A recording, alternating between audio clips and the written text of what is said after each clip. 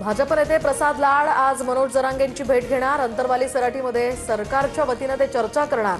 आजच्या चर्चेवर जरांगेंच्या आंदोलनाची दिशा ठरणार। मुख्यमंत्री देवेंद्र फडणवीस आज मान्सून पूर्वतयारीचा आढावा घेणार। सह्याद्री अतिथीगृहावर बैठकीचं आयोजन।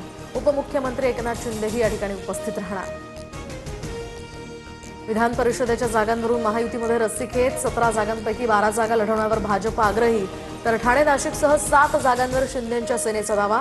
राष्ट्रवादी 3 जागांसाठी आग्रही। ठाकरेंच्या शिवसेनेची आज मराठवाडा विभागाची बैठक होणार। उद्धव ठाकरेंच्या उपस्थितीमध्ये आज मातोश्रीवर बैठकीचं आयोजन। विधान परिषद निवडणुकीसंदर्भात यावेळी चर्चा होणार। सरन्यायाधीशांच्या टीकेनंतर समाज माध्यमांवर बेरोजगार तरुणांच्या कॉक्रोच जनता पार्टीची चळवळ। इंस्टाग्रामवर 18 मिलियनहून अधिक फॉलोअर्स। अनेक मुद्द्यांवर संतप्त तरुणांकडून सोशल मीडियात आवाज। नीट पेपर 5 राज्यांमध्ये विकला गेल्याची माहिती। महाराष्ट्रात हा पेपर सर्वाधिक विकला गेला। अटक केलेल्या आरोपींच्या चौकशीत ही धक्कादायक माहिती उघड।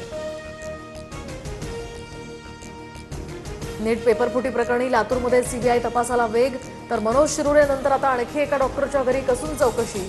महत्त्वाचे धागेदोरे सीबीआयच्या हाती। इंधन दरवाढीचा मोठा फटका। नागपूरहून उडणारी अनेक विमानं 1 जूनपासून बंद। विमानाचा संचालन खर्च 55 ते 60% पोहोचल्यामुळे हा निर्णय। प्रवाशांची गैरसोय होणार। नागपूरसह विदर्भाला आज आणि उद्या उष्णतेच्या लाटेचा इशारा। अकोला, अमरावती आणि वर्ध्याला तापमानाचा रेड अलर्ट, तर उर्वरित जिल्ह्यांना हवामान खात्याकडून ऑरेंज अलर्ट जारी। नागपुरात 8 दिवसात 36 अनोळखी व्यक्तींचा मृत्यू। उष्माघातामुळे हा मृत्यू झाल्याचा संशय। डेथ ऑडिट रिपोर्टमध्ये मृत्यूचं खरं कारण समोर येणार। मात्र वाढत्या उन्हामुळे आरोग्य यंत्रणा सध्या अलर्टवर।